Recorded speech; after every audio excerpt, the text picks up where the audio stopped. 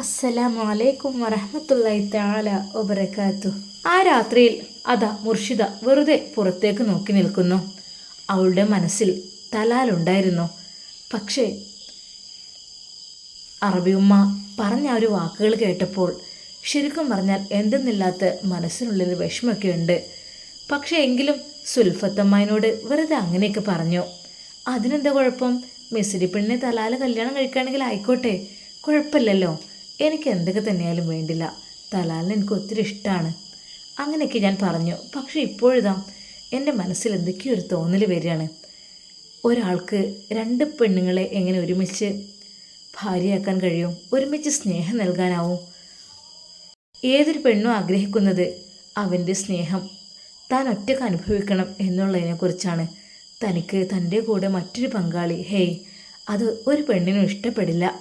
പക്ഷേ തനിക്ക് തലാൽ നഷ്ടപ്പെടുമോ എന്നോർത്ത് ഞാൻ സുൽഫത്തമ്മയോട് അങ്ങനെയൊക്കെ പറഞ്ഞു. ഇനിയിപ്പോൾ എന്തൊക്കെയാണവോ റബ്ബേ നടക്കുക? അറബിയുമ്മ ഇതറിയുമ്പോൾ എന്തായിരിക്കും പറയുക? എനിക്കറിയുന്നില്ല. എന്തൊക്കെ തന്നെയായാലും അവർക്കൊക്കെ ഇഷ്ടം അറബികളിൽപ്പെട്ട ആളുകൾ തന്നെയായിരിക്കും. മലയാളികളെയൊന്നും അറബികൾ ഒരിക്കലും കല്യാണം കഴിക്കൂല. ഇനിയിപ്പോൾ കഴിക്കുകയാണെങ്കിൽ തന്നെ പണ്ടൊക്കെ പറഞ്ഞു കേൾക്കാറുണ്ട്, 10-60 വയസ്സുള്ള അറബി വന്നിട്ട് ചെറിയ 10-15 വയസ്സായ പെൺകുട്ടികളെ കെട്ടിക്കൊണ്ടുപോയി എന്നൊക്കെ. അന്നൊക്കെ പണത്തിനു വേണ്ടി അങ്ങനെയായിരുന്നത്രേ കല്യാണം. നാട്ടിലൊരുപാട് കഷ്ടപ്പാട് അനുഭവിക്കുന്ന കുടുംബങ്ങൾ, അതിനിടയിലേക്ക് ഒരു അറബി വരുന്നു, അതും അല്പം പ്രായമായ അറബിയായിരിക്കും. എന്നാൽ ആ നാട്ടിലുള്ളവരൊക്കെ, പ്രത്യേകിച്ച് ബാപ്പന്മാർ തന്നെ, പ്രായമായ അറബിയെ കൊണ്ട് തൻ്റെ പ്രിയപ്പെട്ട കുഞ്ഞുമോളെ കെട്ടിച്ചു കൊടുക്കുന്നു. പാവം, ആ കുട്ടികളെ ഒന്നും അറിയില്ല. അങ്ങനത്തെ കഥകളും കേട്ടിട്ടുണ്ട്. അതൊക്കെ അന്നത്തെ കാലം. പക്ഷേ ഇപ്പോൾ അങ്ങനെയാണെന്ന് ഞാൻ പറയുന്നില്ല. പക്ഷേ തലാല് ചെറുപ്പക്കാരനാണ്, ചെറിയ ചെക്കനാണ്, ചെറിയ വയസ്സേ ഉള്ളൂ. അത് പിന്നെ കണ്ടാൽ തന്നെ അറിയാലോ. മുർഷിദ അതാ പുറത്തേക്ക് നോക്കി ഓരോന്ന് ആലോചിക്ക് നിൽക്കുന്നതിനിടയിൽ അവളുടെ ഉമ്മ വന്നു. മുർഷിയെ, എന്താ അവിടെ നോക്കിക്കണ്? ഇങ്ങോട്ട് പോര്. ഈ രാത്രി ഇങ്ങനെ പുറത്തേക്ക് നോക്കിക്കുക. ഉമ്മ, ഞാൻ വെറുതെ ഒന്നാവില്ല. എന്താ, നീ ആരെ നോക്കിക്കാണ്? തലാല് വരുന്നുണ്ടോന്നോ? അത് കേട്ട് മുർഷിദ ഞെട്ടിപ്പോയി. പഠിച്ചവനെ, ഉമ്മ ഇതറിഞ്ഞോ? എനിക്കറിയുന്നില്ല. മോളെ, കാര്യമൊക്കെ ശരി തന്നെയാണ്. എൻ്റെ മനസ്സിൽ പോനുണ്ടെങ്കിൽ തന്നെ അതൊന്നും ഞമ്മക്ക് കിട്ടൂല മോളെ. അതൊക്കെ അറബികളാണ്. അറബികൾ എന്നൊക്കെ വെച്ചാൽ നമ്മൾ ഈ മലയാളികളെ വന്ന് കല്യാണം കഴിക്കുമോ? ഇനിയിപ്പോൾ എന്നെ കല്യാണം കഴിച്ചു എന്ന് വിചാരിച്ചോ, ഇവിടെ അങ്ങനെ നിൽക്കാൻ അവർക്ക് ഒഴിവുണ്ടാവുമോ? കൊല്ലത്തിലൊരിക്കൽ വന്നെങ്കിലായി, പിന്നെ അവിടെ കൊണ്ടുപോകല്. അതൊന്നും ഇപ്പോൾ നടക്കുമെന്ന് എനിക്ക് തോന്നുന്നില്ല. പിന്നെ എന്നോട് സുൽഫത്ത് പറഞ്ഞു, ഒരു മിസ്രി പെണ്ണിനായിട്ട് അവൻ്റെ കല്യാണം ഉറപ്പിച്ചിക്കണമെന്നോ കണ്ടുവച്ചിക്കണമെന്നോ അങ്ങനെയൊക്കെ പറഞ്ഞു. പിന്നെ ഇപ്പോൾ എന്താ മോളെ ഈ പറയുന്നത്? ഓലൊക്കെ അറബികളാണ്. അവരൊക്കെ അറബികളെ തന്നെ കല്യാണം കഴിച്ച് ജീവിക്കണമായിരിക്കും നല്ലത്. ഇത് നമ്മളെ മലയാളികളും അവർ അറബികളും ആയിക്കഴിഞ്ഞാലേ ജീവിതം എനിക്കറിയില്ല എങ്ങനെ നന്നാവും എന്നുള്ളത്. ഉമ്മ, അങ്ങനെയൊന്നുമില്ലല്ലോ. അതിപ്പോൾ സൗദിയിലെ ഒരു പെണ്ണിനെ മലയാളി ചെക്കന് കല്യാണം കഴിച്ച കഥ നിങ്ങൾക്കറിയില്ലേ? മോളെ, അങ്ങനെ ഇല്ല എന്നല്ല, അങ്ങനെ പല രീതിയിലും നടക്കും. പക്ഷേ നമുക്കിപ്പോൾ മലയാളികളെ തന്നെ നോക്കിയിരിക്കും നല്ലത്. അതാവുമ്പോൾ നമുക്ക് പ്രശ്നമല്ല. ഇത് അറബികളെന്നൊക്കെ പറഞ്ഞാലേ ശരിയാണ്, എല്ലാം കൊണ്ട് നല്ല സ്വഭാവവും കാര്യങ്ങളും അറബിയുമ്മയും ഒക്കെ ഓക്കെയാണ്. പിന്നെ അതുമല്ല മോളെ, ഇനിയിപ്പോൾ എന്നെ കല്യാണം കഴിച്ച് അങ്ങോട്ട് കൊണ്ടുപോയെന്ന് വിചാരിച്ചു മോളൊന്ന് കാണണം തോന്നുമ്പോഴൊക്കെ പെട്ടെന്ന് എത്തുന്ന സ്ഥലമല്ലല്ലോ അതൊന്നും. അതുകൊണ്ട് ഞമ്മക്ക് ഈ ഭാഗത്ത് എവിടെയെങ്കിലുമൊക്കെ നോക്കാം, അതായിരിക്കും നല്ലത്. ഉമ്മയുടെ വാക്ക് കേട്ടപ്പോൾ മുർഷിദക്ക് എന്ത് പറയണമെന്നായിപ്പോയി. റബ്ബേ, എനിക്ക് എന്താണെന്നറിയില്ല. തലാലിൻ്റെ സൗന്ദര്യം, അത് പ്രത്യേകിച്ച് അറബികളായതുകൊണ്ടായിരിക്കും അത്രയ്ക്കും സൗന്ദര്യം. നമ്മളെവിടെയൊക്കെ അത്ര സൗന്ദര്യമുള്ളവരൊക്കെ കിട്ടും എനിക്കറിയില്ല. പക്ഷേ എന്തെന്നറിയില്ല, തലാലിൻ്റെ മുഖം മനസ്സിലങ്ങ് വല്ലാതെ ആഴ്ന്നു പോയി. ഇനി അത് വേർപ്പെടുത്തുന്നൊക്കെ പറഞ്ഞാൽ. അവളൊന്നും മിണ്ടാതെ നിൽക്കുന്നു കണ്ടപ്പോൾ ഉമ്മ ചോദിച്ചു, എന്താടേ നിനക്കെന്തൊരു മിണ്ടാട്ടല്ലാത്തത്? ഒന്നുമില്ലമ്മ, തലാലിനിപ്പോൾ എന്താ കുഴപ്പം? എന്താ മോളെ എൻ്റെ കഥ? അതൊക്കെ അറബികളാണെന്ന് പറഞ്ഞില്ലേ ഞാൻ. കുഴപ്പമൊന്നും ഉണ്ടായിട്ടൊന്നുമല്ല. പക്ഷേ നമ്മൾ അവരൊന്നും യോജിക്കൂല. ഉമ്മാക്ക് ഈ ബന്ധത്തിനോട് താല്പര്യക്കുറവ് തോന്നി തുടങ്ങിയിരിക്കുന്നു എന്നുള്ള കാര്യം അതാ മുർഷിദ മനസ്സിലാക്കുന്നു. അത് മറ്റൊന്നുകൊണ്ടും ആയിരിക്കില്ല. മിസ്രി പെണ്ണ്, അതെ, അവനെ കഹ കഴിക്കുവാൻ ഒരുങ്ങി നിൽക്കുകയാണ് എന്നുള്ള കാര്യം അറിഞ്ഞതുകൊണ്ടായിരിക്കും. അല്ലാതെ തലാലെ എന്നെ മാത്രം കല്യാണം കഴിക്കുകയാണെങ്കിൽ, എന്നെ മാത്രം സ്നേഹിക്കുകയാണെങ്കിൽ ഒരിക്കലും എൻ്റെ ഉമ്മ അത് എതിർക്കില്ല. അവളതാ അപ്പുറത്തേക്ക് പോകുന്നു. മുർഷിയെ മോളെ കുറച്ച് കാര്യങ്ങൾ ഞാൻ പറഞ്ഞു തരാം, വാ എന്ന് പറഞ്ഞ് നാവെടുത്തില്ല. അപ്പോഴേക്കും അത് കോളിംഗ് ബെൽ മുഴങ്ങുന്നു. മോളെ ആരാ നോക്കടി, ആരിപ്പോൾ ഈ സമയത്ത്? അവളതാ പെട്ടെന്ന് ആരാണെന്ന് നോക്കുവാൻ വാതിൽ തുറന്നു കൊടുക്കുവാൻ വേണ്ടി പോകുന്നു. അവൾ വാതിൽ തുറന്ന ആ ഒരു കാഴ്ച കണ്ട് ഞെട്ടിപ്പോയി. മാഷാ അല്ലാ, നിറഞ്ഞ പുഞ്ചിരിയോടുകൂടി അതാ തലാൽ തന്നെ കാണുവാൻ വേണ്ടി വന്നിരിക്കുന്നു. അല്ല സോറി, അറബിയുമ്മയും എല്ലാവരും കൂടെ തൻ്റെ വീട്ടിലേക്ക് വന്നിരിക്കുന്നു. ഒരു നിമിഷം മുർഷിദക്ക് തോന്നുകയാണ് തലാൽ തന്നെ കാണുവാൻ വേണ്ടി വന്നതാണെന്ന്. അവൾ നാണത്തോടെ അകത്തേക്ക് വലിഞ്ഞു. കയറിയിരുന്നോളൂ എന്ന് പറഞ്ഞുകൊണ്ട് പെട്ടെന്ന് ഉമ്മ ചോദിച്ചു, ആരാ മോളെ? ഉമ്മ നോക്കിക്കേ. മാഷാ അല്ലാ, ആരൊക്കെയാണിത്? അല്ലാ കയറി, നിങ്ങളിതുവരെ വന്നിട്ടില്ലല്ലേ? എന്തപ്പം മിണ്ടാതെ വന്നത്? ഞാനേ തിരക്കും കാര്യങ്ങളൊക്കെ കഴിയട്ടെ എന്നൊക്കെ കരുതി. അല്ല മുർഷി എന്തേ വിളിച്ചത്? എന്തു പറ്റി? മുർഷിദ ഇവിടെ വരൂ. അറബി ഉമ്മ അതാ മുർഷിദയെ വിളിക്കുന്നു. അവൾ നാണത്തോടു കൂടിയാണെങ്കിലും അവരുടെ മുമ്പിലേക്ക് വന്നു. ആഹാ മുർഷിയെ, എന്തൊക്കെയുണ്ട് മോളെ, സുഖല്ലേ? അറബിയമ്മ അവളുടെ കൈകൾ പിടിച്ചു. അല്ല മുർഷിയെ, എന്താ എങ്ങനെയുണ്ട് പഠനമൊക്കെ? അറബിയമ്മ മാഷാ അല്ലാ ഉഷാറാണ്, മാഷാ അല്ലാ, ഒക്കെ നല്ല റാഹത്തായി നടക്കട്ടെ കേട്ടോ.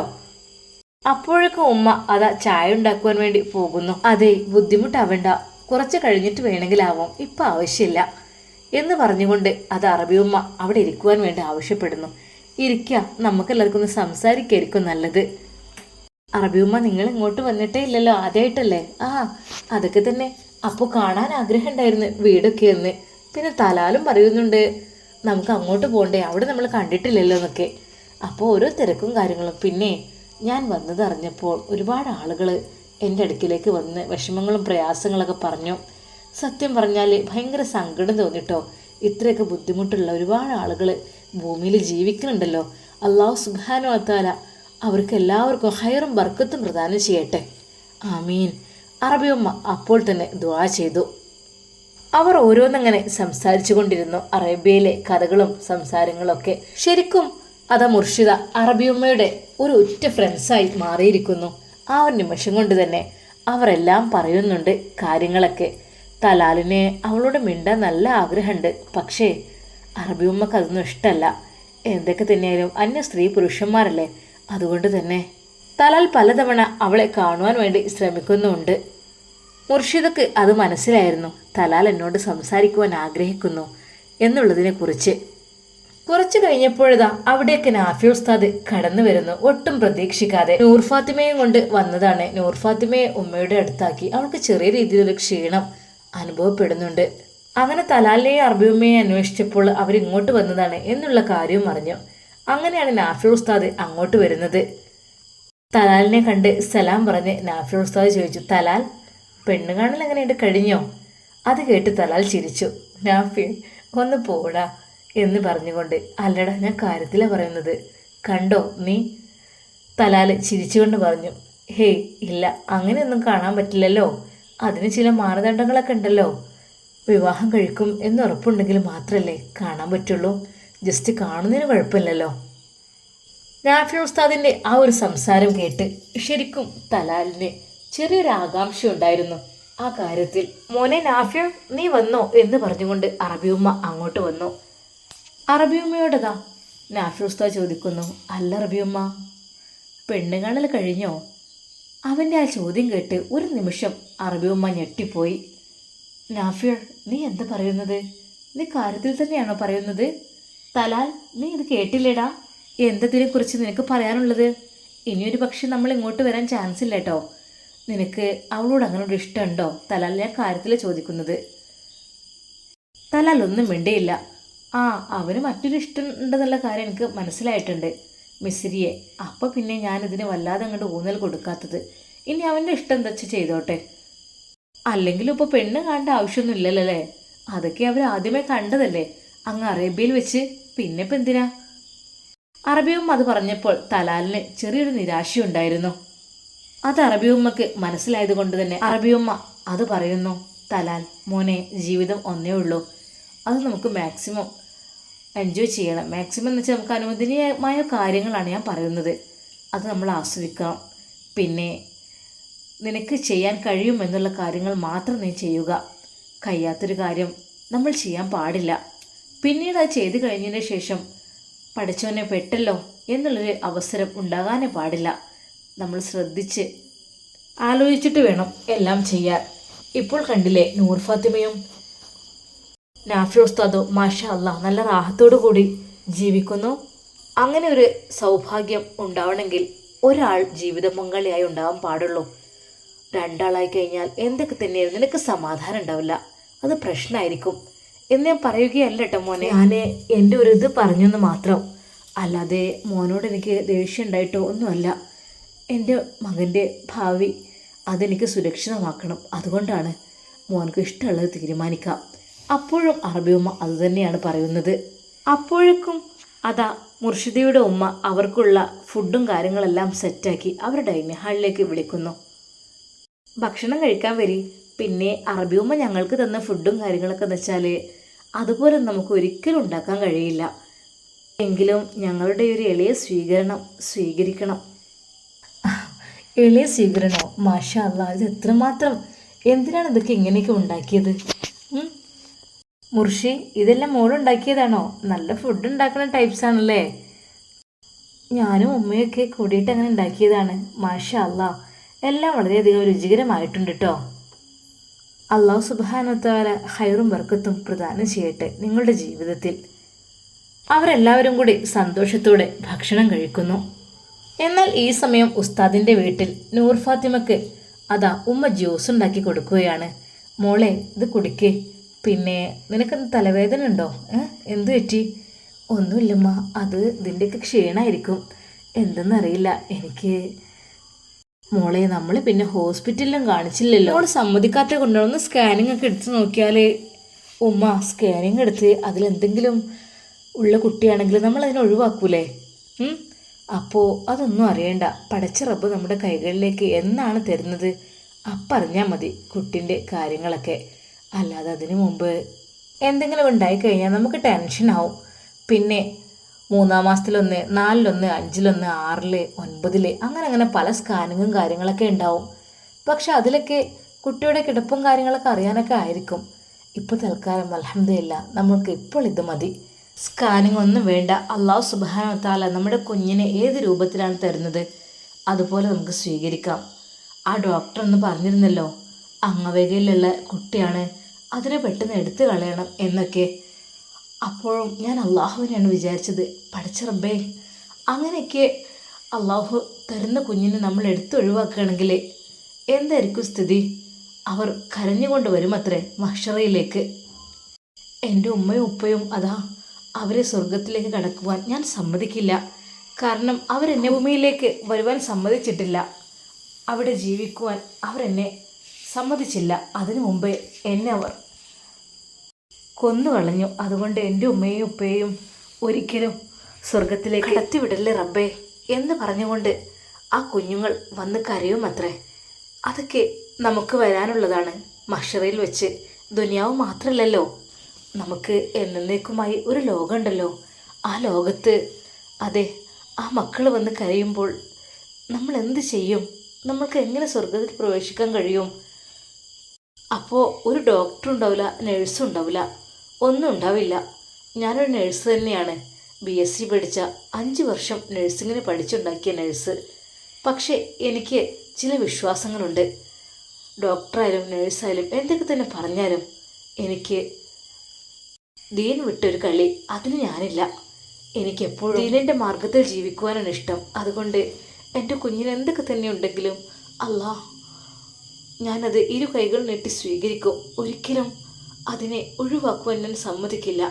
ഇനി ഒരു പക്ഷേ ഹോസ്പിറ്റലിൽ പോയാലും അവർ ഫസ്റ്റ് പറയുന്നത് സ്കാനിങ് ആയിരിക്കും. ആ ഒരു സ്കാനിങ്ങിൽ എന്തെങ്കിലും കണ്ടു കഴിഞ്ഞാൽ അപ്പോഴും ഇതേ ഡയലോഗ് പറയും. പിന്നെ എന്ത് ചെയ്യും? അതുകൊണ്ട് ഉമ്മ, ഞാൻ ഒരിക്കലും പോവില്ല ഹോസ്പിറ്റലിലേക്ക്. മോളെ, അപ്പോൾ ഡെലിവറിക്ക്? ഉമ്മ, ഡെലിവറിയുടെ സമയത്തല്ലേ, ആദ്യത്തെ കാലത്തൊന്നും ഹോസ്പിറ്റലും കാര്യങ്ങളും ഡോക്ടേഴ്സൊന്നും ഇത്രയധികം ഇല്ലല്ലോ. ഇപ്പോഴല്ലേ ഗർഭം വന്നത്, അതൊരു അസുഖമാക്കി വെച്ച് അനങ്ങിയാൽ ഡോക്ടറെ കണ്ട് ഒരുപാട് മെഡിസിനും ഒക്കെ കഴിച്ച് സ്കാനിങ് നടത്തി അവസാനം പ്രസവിക്കാൻ പോലും പറ്റാതെ വെറും സിസേറിയനാക്കുന്ന അവസ്ഥയും ഹോസ്പിറ്റലിലും തന്നെയാണ് ഉണ്ടാവാറുള്ളത്. അതുകൊണ്ട് ഉമ്മ, ആ കാര്യം ഞാനത് പിന്നീട് പറയാം. ഇപ്പോൾ തൽക്കാലം ഒന്നും ഞാൻ തീരുമാനിച്ചിട്ടില്ല. മോളെ, നീ എന്തൊക്കെയാ പറയുന്നത്? ഇവിടുന്ന് ലിസ്റ്റ് ഉണ്ടാക്കിയിട്ട് പോകുമ്പോൾ അവിടെ ഡോക്ടറെ കാണിക്കാനുള്ളതാണ്. അങ്ങനെയാണ് വേണ്ടത്. അതിനായിട്ട് നമുക്ക് ഇവിടെ നിന്ന് ഹോസ്പിറ്റലിൽ പോകണം. മോള് പറഞ്ഞതൊക്കെ ശരി തന്നെയാണ്, എല്ലാം വളരെയധികം ശരി തന്നെയാണ്. അതെ, അവരങ്ങനെ എടുത്തു കളയാനും അങ്ങനെയൊക്കെ പറയും. പക്ഷേ അങ്ങനെയുള്ള കുട്ടികൾ ആയാൽ തന്നെ നമുക്ക് ദുനിയാവിലേക്ക് എത്ര ബുദ്ധിമുട്ടായി കഴിഞ്ഞാലും അത് ആഖിറത്തിലേക്ക് നല്ലതാണ്. മോളെ, എൻ്റെ ഒരു കൂട്ടുകാരിയുണ്ട്. ഉസ്താദിൻ്റെ ഉമ്മ അതാ നൂർ ഫാത്തിമയുടെ കഥ പറയുന്നു. എന്നിട്ട് മോളെ, എൻ്റെ കൂട്ടുകാരത്തി എന്ന് വെച്ചാൽ അവരുടെ ഭർത്താവും വലിയൊരു ഉസ്താദ്, ഒരു പണ്ഡിതനായ ഉസ്താദാണ്. അവർക്ക് 8 മക്കളാണുള്ളത്. മാഷാ അല്ലാ, 8 മക്കളോ ഉമ്മ? അതേ മോളെ, അന്നത്തെ കാലത്തൊക്കെ 8ഉം 10ഒക്കെ ആണല്ലോ. പക്ഷേ ഇതിപ്പോൾ അത്ര വയസ്സൊന്നും ഉണ്ടാവില്ല. എങ്കിലും ചില ആളുകൾക്ക് ചെറിയ ചെറിയ മക്കളുണ്ടാവുമല്ലോ. പിന്നെ ഈ ഉസ്താദുമാരെ വൈഫുമാരൊക്കെ എന്ന കാര്യമായിട്ട് എല്ലാവരും അല്ല, പ്രസവം നിർത്തുന്നത് അത്ര നല്ലതല്ലല്ലോ, നിർത്തൽ ഹറാമാണെന്നൊക്കെ തന്നെയല്ലേ. അപ്പോൾ പലരും 2, 3 ആയിക്കഴിഞ്ഞാൽ പ്രസവം അങ്ങ് നിർത്തും. അതത്ര നല്ല കാര്യമൊന്നുമല്ല. പക്ഷേ അതോടുകൂടി പല ആളുകൾക്കും പുതിയ അസുഖങ്ങൾ വന്നു തുടങ്ങും. സാധാരണ ഈ പ്രസവം നിർത്തി കഴിഞ്ഞാൽ പിന്നെ തുടങ്ങും ഊരവേദന, കാലുവേദന, അങ്ങനെ പല പല അസുഖങ്ങൾ അല്ലേ. അങ്ങനെ എൻ്റെ കൂട്ടുകാരി, അവൾക്ക് മൊത്തം 8 മക്കളാണുള്ളത്. ഉമ്മ, മാഷാ അല്ലാ, കേട്ടപ്പോൾ ഭയങ്കര സന്തോഷം. അതേ മോളെ, പക്ഷേ അവരുടെ 4 മക്കൾ മരണപ്പെട്ടു അവർക്ക്. ഇന്നാലില്ല. അതേ മോളെ, 4 മക്കൾ, 2 എണ്ണം കുറച്ചൊക്കെ വലുതായതിനു ശേഷമാണ് മരിച്ചത്. പിന്നെ ഒന്ന് ഈടെയായി അടുത്ത് വീടിൻ്റെ മുകളിൽ നിന്ന് വീണെന്നോ, ഒരു കുഴപ്പമില്ലാത്ത ഒരു കുട്ടിയായിരുന്നു അത്രേ. അങ്ങനെ 4 മക്കൾ അവർക്ക് മരണപ്പെട്ടു. പ്രസവിച്ച ഉടനെ മരിച്ചതല്ല, വയറ്റിലുള്ളപ്പോഴും അല്ല, കുറച്ചൊക്കെ വലുതായതിനു ശേഷമാണ് ഈ 4 മക്കളും ഈ ഉമ്മയെയും ബാപ്പയെയും വിട്ട് അള്ളാഹുവിൻ്റെ അടുക്കലേക്ക് പോകുന്നത്. അവരുടെ ഒരു ക്ഷമ എത്രമാത്രം ആയിരിക്കും റബ്ബേ. മക്കൾ മരണപ്പെട്ടാൽ അതിൽ ക്ഷമിച്ചു കഴിഞ്ഞാൽ അള്ളാഹുവിൻ്റെ അടുക്കൽ നിന്ന് അത്രക്കും പ്രതിഫലമുള്ളത് കൊണ്ട് തന്നെ ഭാര്യ കരയുമ്പോൾ ഭർത്താവായ ഉസ്താദ് പറയുമത്രേ, നീ കരയല്ലേ പെണ്ണേ, അത് നമുക്ക് അള്ളാഹുവിൻ്റെ അടുക്കൽ സ്വർഗത്തിലേക്കുള്ള മക്കളാണ്. നമ്മളെ കൈപിടിച്ച് കൊണ്ടുപോകാൻ ആ മക്കൾ അവിടെ നേരത്തെ എത്തി, അത് വിചാരിച്ചാൽ മതി പെണ്ണേ, നീ കരയല്ലേ എന്ന് പറഞ്ഞ് അവളെ എപ്പോഴും ആശ്വസിപ്പിക്കുമായിരുന്നു അത്രേ. അവൾ പറഞ്ഞതാണിതൊക്കെ. അത് കേട്ട് നൂർ ഫാത്തിമ കരഞ്ഞു പോയി. അതേ മോളെ, അങ്ങനെ ആ പെണ്ണ് 4 മക്കൾ, അവൾ പ്രസവിച്ച മക്കൾ 4ഉം അള്ളാഹുവിൻ്റെ അടുക്കൽ യാത്രയായി. അവളുടെ ഭർത്താവ് എപ്പോഴും അവളെ ആശ്വസിപ്പിക്കും. സുഹറ എന്നായിരുന്നു അവളുടെ പേര്. അതെ, ഫാത്തിമത്ത് സുഹറ.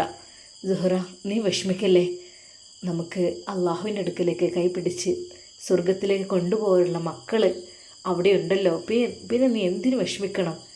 എന്നാൽ അതിലേറെ വിഷമമുള്ള മറ്റൊരു സംഭവം, പിന്നീടുള്ള 4 മക്കളിൽ അതിൽ 2 മക്കൾക്ക് തികച്ച് ബുദ്ധിയില്ലാത്ത മക്കളാണത്രേ. അത് 2 പെൺകുട്ടികൾ. അവർക്ക് കഴിയില്ലത്രേ ശരിക്കൊന്ന് ഭക്ഷണം കഴിക്കുവാനോ അല്ലെങ്കിൽ വസ്ത്രം ധരിക്കുവാനോ ബാത്റൂമിൽ പോകുവാനോ ഒന്നും കഴിയാത്ത 2 മക്കൾ. ആ 2 മക്കൾക്ക് വേണ്ടതെല്ലാം ഈ ഉമ്മയാണ് ചെയ്തു കൊടുക്കുന്നത്. ഇപ്പോഴുള്ള പെൺകുട്ടികൾ വലിയ പെൺകുട്ടികളായിട്ടുണ്ട്. എല്ലാ കാര്യങ്ങളും ആ ഉമ്മ ചെയ്യണം. എന്താണ് അവസ്ഥ? പക്ഷേ ഒരിക്കൽ പോലും അവർ, ആ ഉമ്മയും ഉപ്പയും ഒരാളോടും പരാതി പറഞ്ഞിട്ടില്ല. എൻ്റെ മക്കൾ അങ്ങനെയാണ്, മക്കളെ കൊണ്ട് ഒരുപാട് ബുദ്ധിമുട്ടാണ്, എനിക്ക് അവരെ നോക്കാൻ കഴിയുന്നില്ലെന്ന് അവളുടെ ഉസ്താദായ ഭർത്താവ് പറയുമത്രേ. എൻ്റെ സുഹറ, നീ ഒരിക്കലും വിഷമിക്കരുത് കേട്ടോ, വിഷമിക്കാൻ പാടില്ല. അത് നമുക്ക് നാളേക്കുള്ള മക്കളാണ് അവരും. ഒരിക്കലും അവരെ കൊണ്ട് ബുദ്ധിമുട്ടായി എന്നുള്ളൊരു വാക്ക് നീ പറയരുത്. എല്ലാ കാര്യങ്ങളും കയ്യിന് പോലും ശരിക്കും ശേഷിയില്ലാത്തതിനാൽ 2 പേർക്കും ഭക്ഷണം വാരിക്കൊടുക്കുകയും വേണമത്രേ. എല്ലാ പ്രാഥമിക കാര്യങ്ങളും അവിടെ വെച്ച് തന്നെ നിർവഹിക്കും. കാരണം അവർക്കൊന്നും പറയാൻ കഴിയുന്നില്ല, എന്ത് ചെയ്യണമെന്നറിയുന്നില്ല. അങ്ങനെയുള്ള 2 മക്കൾ. ഉമ്മ, അപ്പോൾ ബാക്കി 2 എണ്ണം? അൽഹംദുലില്ലാ, ബാക്കി 2 മക്കൾ അവർ അള്ളാഹുവിൻ്റെ അനുഗ്രഹം കൊണ്ട് അവർക്ക് യാതൊരു കുഴപ്പമില്ല. അവർ റാഹത്തായിട്ട് തന്നെ നിൽക്കുന്നുണ്ട്. ഉമ്മ പറഞ്ഞൊരു വാക്കുകൾ കേട്ട് നൂർ ഫാത്തിമ ശരിക്കും ചിന്തിച്ചു പോയി. റബ്ബേ, 8 മക്കളുണ്ടായിട്ട് 4 മരണപ്പെട്ടു പോയി, അതും കുറച്ച് വലുതായതിനു ശേഷം. പിന്നെ 2 അതാ ബുദ്ധിക്ക് വളർച്ചയില്ലാത്ത അവരെയെല്ലാം അവർ നോക്കി വളർത്തുമ്പോൾ ഒരക്ഷരം പോലും ഒരാളോട് പരാതിയോ പരിഭവമോ പറയുന്നില്ല. എൻ്റെ മക്കളെ കൊണ്ട് ബുദ്ധിമുട്ടാണെന്നോ ഞങ്ങൾക്ക് പ്രശ്നമാണെന്നോ പ്രയാസമാണെന്നോ ഇല്ല. അങ്ങനെയൊന്നും പറയാതെ അവർ നല്ല രീതിയിൽ തന്നെ റാഹത്തായിക്കൊണ്ട് ആ മക്കളെ നോക്കുകയാണ്. എങ്കിലും അവളുടെ മുഖത്ത് പുഞ്ചിരിയായിരുന്നു. നൂർ ഫാത്തിമ, അതെന്താ ഉമ്മ അത്രക്കും ബുദ്ധിമുട്ടൊക്കെ ആയിട്ട്? അതെ, അവളുടെ ഭർത്താവും അവളുടെ പിതാവും അവളെ വേണ്ട രീതിയിൽ ഉപദേശിച്ചിരുന്നു. മോളെ, ഒരിക്കലും നീ സങ്കടപ്പെടരുത്. ദുനിയാവെന്ന് പറഞ്ഞാൽ കുറച്ച് കാലത്തെ ജീവിതമാണ്. ആ ഒരു ജീവിതത്തിൽ പല ബുദ്ധിമുട്ടുകളും നമ്മൾക്കുണ്ടാകും. അള്ളാഹു സുബ്ഹാനഹു വ തആല കൂടുതലായിട്ട് പരീക്ഷണം നൽകുന്നത് അള്ളാഹുവിന് ഇഷ്ടപ്പെട്ട ആളുകൾക്ക് ആണത്രേ. നിനക്കതറിയില്ലേ? ആ, അറിയാം ഉമ്മ. അതെ, പരീക്ഷണങ്ങൾ കൂടിക്കൂടി വരും അവർക്ക്. എൻ്റെ കൂട്ടുകാരിയായ അവളൊക്കെ അസുഹറ, അവളൊക്കെ സ്വർഗത്തിലേക്കായിരിക്കും എന്നെനിക്ക് ഉറപ്പുണ്ട്.